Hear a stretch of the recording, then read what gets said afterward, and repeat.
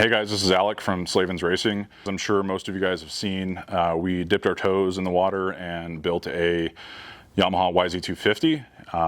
There are lots of goodies on this bike, and I'll kind of touch base on a couple of them.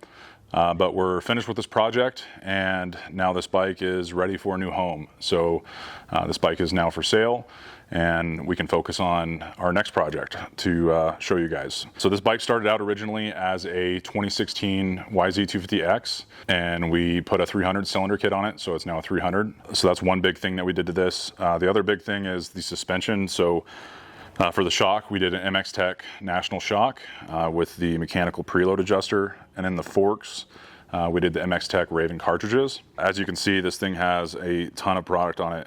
It's also got a Fishmoto electric start. As you guys know, the YZ250 does not have electric start.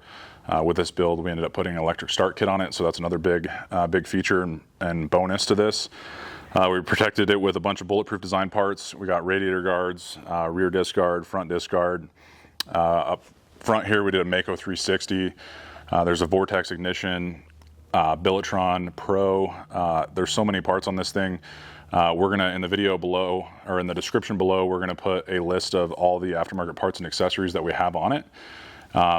But yeah, if you guys are looking for a new ride, you guys wanna dip your toes into maybe a Yamaha, switching from something else, or maybe you guys are big Yamaha fans and you guys wanna get a Mac Daddy YZ 300, this would be your chance.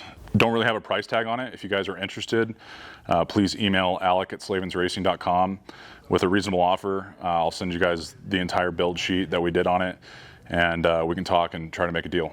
2016 YZ250X with a 300 kit in it and a bunch of goodies.